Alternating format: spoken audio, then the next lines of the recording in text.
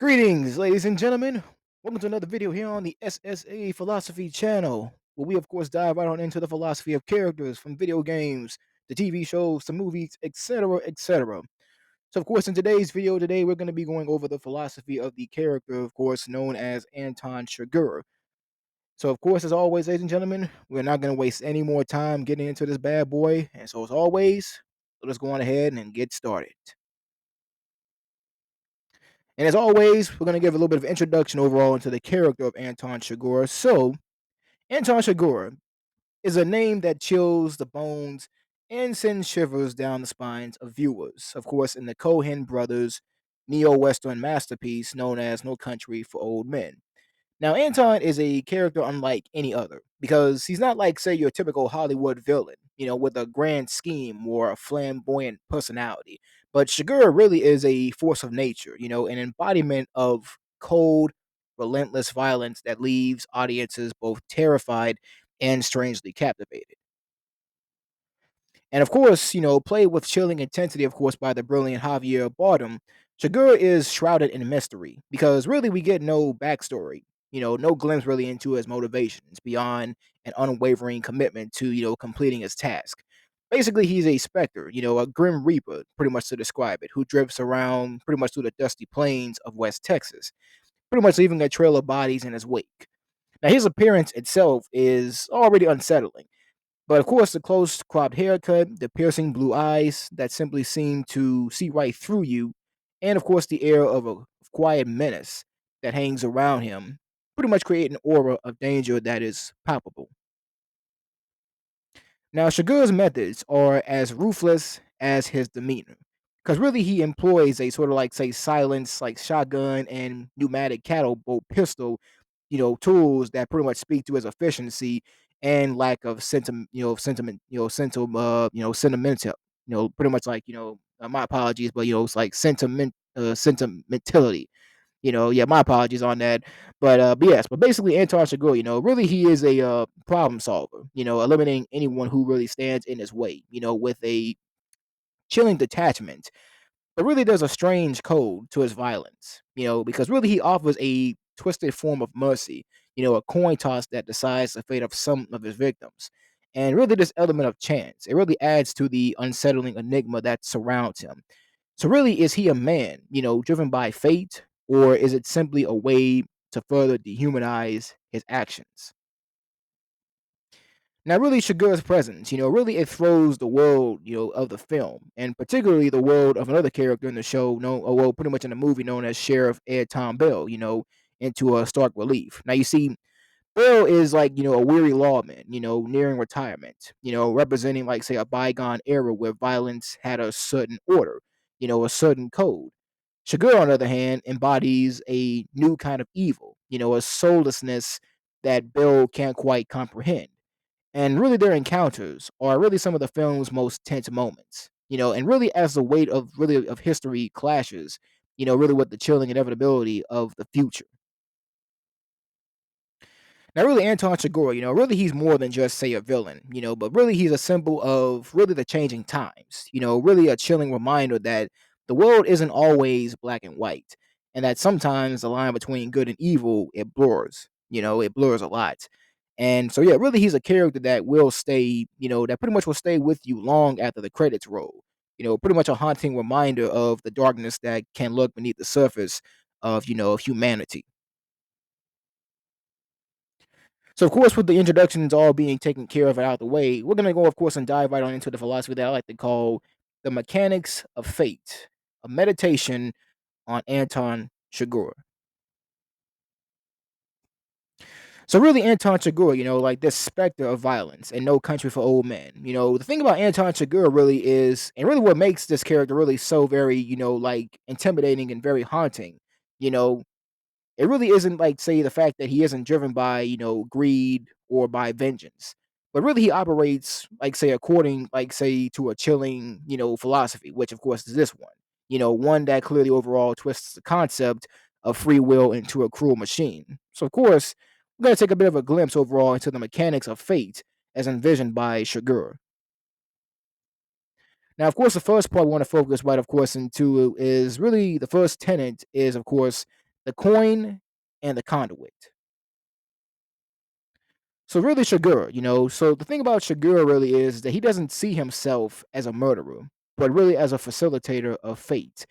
And really the coin toss, it really becomes a macabre ritual, an illusion of choice, masking a, predetermined outcome. And really he and the coin, he claims came here the same way. Pretty much which are, mere instruments in a sort of grand, uncaring design.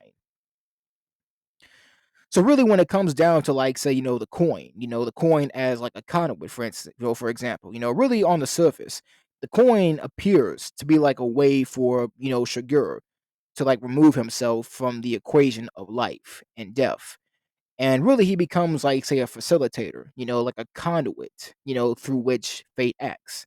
And the coin toss really, in the movie itself, really it pretty much it absolves him of personal responsibility, making him a tool of a predetermined outcome. So really he believes, as he tells the gas station attendant, that, you've been putting it up, your entire life. You just didn't know it.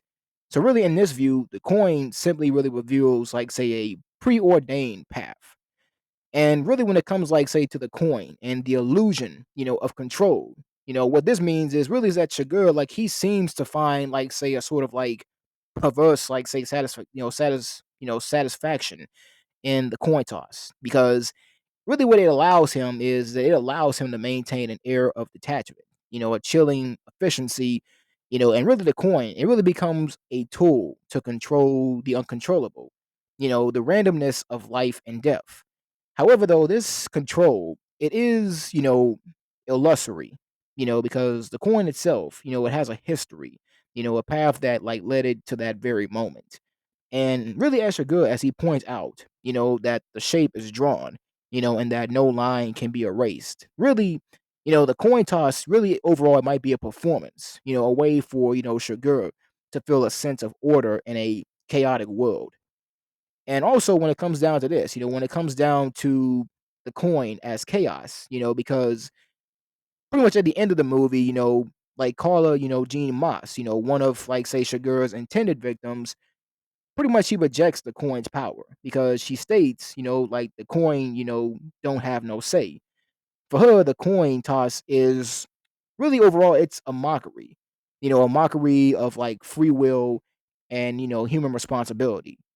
But Chigurh, in her view, is really not a conduit, but really a perpetrator who uses that coin as a shield for his own brutality. So really the coin itself really, it becomes really a symbol of the absurdity of existence. A world where, violence reigns and chance dictates outcomes. So really Chagur's coin toss, really it is a powerful symbol that remains open to interpretation. And really it can be seen as a way to remove, personal responsibility, a desperate grasp, for control in a chaotic world, or even a symbol of the meaninglessness of existence. Ultimately, though, the coin reflects Chigurh's own, enigmatic nature, which basically is a man who operates outside the bounds of morality, leaving a trail of death and a lingering question about the role of chance and choice in our lives. And also, another important tenet, really, to cover and focus on, really is something I like to call, the inevitability of choice. So, really, Chigurh confronts those who cling to their moral codes, like Sheriff Bell. Because see, really, he believes that every choice, that every action, it sets a person on an inescapable path. So really, if your rule led you to this bloody encounter, questions Chigurh, then what good was it? And really, there's no room for regret, only the relentless forward, march of consequence. So really, when it comes down to Chigurh, because see, Chigurh, really, I think when it comes down to like, like determinism, versus like free will, the thing is that Chigurh, like, he operates in a world seemingly devoid of free will, and he views life as a series of, predetermined paths that pretty much that converge at a single point, and that single point is death. So really, every character, according to him, has made choices throughout their life, that led them to their inevitable encounter with him. And really, this deterministic outlook is evident pretty much in his chilling statement to Carla Jean that really everyone is headed somewhere, no place to start from, and no place to go. So really, the coin toss, really Chigurh's like signature move, really what this is really is that it really throws a wrench into like say this deterministic, I mean pretty much in this deterministic view, because he flips a coin to decide the fate of those who stumble upon him unintentionally, like the gas station attendant, for instance. So really, it's a way to inject a silver of chance into his rigid, pretty much into his rigidly controlled world, or a twisted test of the choices that a person has already made in their life. So really, so pretty much the ambiguous, pretty much pretty much like like pretty much pretty much the ambiguity, pretty much it adds another layer, really to this philosophy of Anton Chigurh. And really, when it comes down to choice as consequence. So yeah, for those directly in his path, he offers a choice, whether you comply or you face death. And really this choice, however, isn't a genuine offer of free will, but really it's a brutal reminder of the consequences that one has already set in motion through their past actions. So like Sheriff Bell, represents a more traditional view of good versus evil. Is really overall Sheriff Bell, he's horrified, pretty much by this philosophy that Anton Chigurh runs by, that he has. And really, like when it comes down to like morality, and the absence of it. Because see, Chigurh's actions are devoid of moral judgment. Because see, really, the thing is that Chigurh, like really in this case, like he's not like a sadistic, villain who enjoys inflicting pain. Like he's not a sadist, but really he's simply just an agent of a predetermined order. And this is pretty much evident in his conversation with Carla Jean, where he coldly explains that the outcome wouldn't change regardless of her choice. So yeah, really he represents a world where morality is irrelevant in the face of inevitable consequences. So really, Chigurh, really he serves as a chilling reminder of the choices that we all make and the consequences that they hold. So really, so whether his philosophy, so whether it reflects like say a determinist, like a deterministic universe, or a twisted sense of control, but really what it does is it really forces us to confront the weight of our decisions and the ever-present specter of fate. So really, his character, really, it compels us to question, like in this case, to question, like, do we really truly have free will, or are we simply hurtling towards an unavoidable end defined by our choices? And also, another like important thing we want to cover is that the universe, pretty much the universe as a system. So really, the world for Chigurh. So really, for him, it is cold. So really, it's a cold mechanical system, and the cause and effect reign supreme, with no space for divine intervention or human compassion.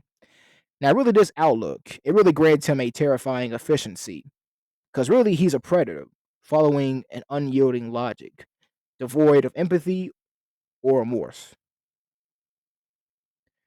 So really, Chigurh, like I said, like he operates with a rigid sense of order, because he believes that deep down the universe follows a set of predetermined rules, and his actions are simply fulfilling his role within that system. So really, he eliminates those who disrupt this order, viewing them as glitches in the machine. So really, Chigurh, like his use of like say the coin toss, and I know it's mentioned several times in the video, but really it's very, very important, because really it's important when it comes down like say to like fate versus choice. Because really his use of the coin toss, it really exemplifies his perspective, because he allows chance, not human choice, to dictate outcomes. And this detachment from personal responsibility reflects really a belief that free will is a fallacy. And really, Chigurh, like he shows no regard for really, like, say, the traditional morality, because he sees concepts like good and evil as irrelevant in the grand scheme of things, because his actions are driven by a cold, like, pragmatism, a means to an unknown end. And also, when it comes down to Chigurh's violence, like, really, his violence is almost clinical, devoid of emotion. Like he eliminates obstacles with the efficiency of a natural disaster. Like that's a perfect way to really describe it when it comes to like his violence alone. Pretty much highlighting the randomness and the brutality inherent in the universe. So really, we're left, with Chagur's motivations and purpose, being so ambiguous. However, though, his presence forces us to confront the unsettling possibility that the universe might be a system devoid of meaning where violence and chance reign supreme. So really here are some like additional points, for us, really to consider. And those points are pretty much the fact that, Sheriff Bell, the weary lawman, represents a contrasting view. Because he clings to a fading belief in order and justice, highlighting the struggle to find meaning in a seemingly chaotic world. And of course, the film's bleak ending, it reinforces the notion of an uncaring universe. Because Chagur's relentless pursuit continues, suggesting that violence and disorder will prevail. And also with the betrayal of Chagurh, we're challenged by our desire for a meaningful universe. And this compels us to confront the possibility of a world governed by cold determinism, a world where Anton Chigurh might be right. And also another tenet we want to focus, of course, and cover is really the silence of the universe. So really, Chagurh's world, his world is devoid of meaning. There's no grand purpose, there's no reward for good or punishment for evil. The thing is that the silence that follows his actions is a chilling metaphor that the universe is indifferent to suffering, to right or wrong. And really Chigurh, and like the coin toss, like really when it comes to this coin toss altogether, like, when it comes to like for life and death, life or death, really it strips away like any sense of moral judgment because it's not about deserving survival, but really it's about, pure chance, mirroring the randomness that he sees in the universe. So really Chigurh, really he is a force of nature, an unstoppable, and also he's very devoid of emotion. Like he doesn't revel, like pretty much he doesn't revel in violence because to him it's just a means to an end. And what this reflects is that this reflects a universe that is unconcerned with human suffering or triumph. And also the film, like it really offers no grand pronouncements on good versus evil because Sheriff Bell, like I said before, like like he represents a bygone era of order, and he's left confused by the brutality that he encounters, and really the silence of the universe provides no answers. And also, Chigurh, like he seems to believe in a predetermined fate, yet his own demise by a car crash suggests that even his actions are ultimately subject to the whims of chance. So really Chagurh, like his philosophy is it's a pretty stark one. Because he inhabits a world devoid of inherent meaning, where violence and morality are meaningless concepts. And really the silence of the universe, it really offers no comfort, just a cold, uncaring reality. However, though, the film doesn't necessarily endorse this view, because Sheriff Bell, clinging to his fading sense of right and wrong, provides a counterpoint, which of course his final dream, though ambiguous, it offers a glimmer of hope or perhaps a refusal to give in to the nihilism that Chagurh represents. So, really, No Country for Old Men, really, it leaves the audience to ponder the nature of existence. In this case, it really kind of gets us to question the fact, like, like, does the universe truly offer no meaning? Or is Chagurh's perspective simply a terrifying reflection of the random and often brutal nature of life itself? But pretty much with all that being said, ladies and gentlemen, that pretty much, of course, is the conclusion of this video. But the thing is, though, is that when you really think about it, Chagur's philosophy, really, it is a dark and nihilistic one because, like, really, Chagurh, I mean, I will say this without, without hesitation, but Chagurh overall is a very terrible, I mean, pretty much is a very terrifying, a very, like, say, like, nightmarish character. Like, really when it comes to, like, like, in movies and such, all that, because the thing about Chagurh, what makes him so terrifying, is that, like, it's like his philosophy itself altogether. Like, this philosophy is just very, like, aggressive. Like, it's very nihilistic, it's very dark, and really even evil, honestly. It really is. Like, it's very sick. Like, it offers no comfort, it offers no hope. But the thing is, though, is that while it doesn't offer any of these things, it is a compelling exploration of the tension between free will and determinism. Because really, is Chigurh a monster? Now, some of you guys may say, obviously, yeah, he's a monster. But the thing is, though, is like, is he a monster, or is he simply a product of the choices that he's made, or the choices made for him by a universe so devoid of compassion? Now, No Country for Old Men, it leaves us pondering these unsettling questions. Ones that we're probably still exploring even today. And probably bringing like and probably in this case, probably like bringing like our own like say answers and pretty much our own opinions, up to question, and pretty much believing in them or not believing in them or not. But the thing is, though, is that Anton Chigurh really is a chilling embodiment of fate, of violence, and also pretty much also the like inexorable march of a new kind of evil. Because really, his character it leaves a lasting impression long after the credits roll. Because it really prompts viewers to grapple with the questions that he raises about morality, purpose, and the nature of man. So really, Chigurh's lack of backstory and also his emotion really it only amplifies his menace, because we never really learn his motivations, his past, or even where he truly comes from. But really, he's a specter, the Grim Reaper, a force of nature that descends upon the film's world, leaving a trail of bodies in his wake. His actions are driven by a cold, unyielding logic, a twisted sense of order that he ruthlessly enforces. He flips a coin for the lives of others, a chilling display of his belief in randomness and really the absence of any inherent meaning in the world. Now, his methods are as brutal as they are efficient. And like I said, the cattle gun that he uses, now the cattle gun really overall is a symbol of his detachment, because really it's a tool for slaughter rather than combat. And that's interesting. Like, it's a tool for slaughter rather than combat. Like, he isn't interested in a fair fight or personal vendettas, but really he's simply just a relentless agent of death, clearing a path for a new order that he himself barely represents. So Chigurh's presence really it throws Sheriff like Ed Tom Bell, the film's protagonist, into like an existential crisis, because Bell represents the old way of justice, a world where violence had a purpose and a code. And of course, faced with Chigurh's moral efficiency, Bell feels increasingly powerless and outmatched. Because the world that he knew, the world where, good versus evil seemed clear cut, like it seemed all like black and white, is crumbling around him. Now, Chigurh's ultimate fate is left, ambiguous, because he survives the film, wounded but seemingly unstoppable.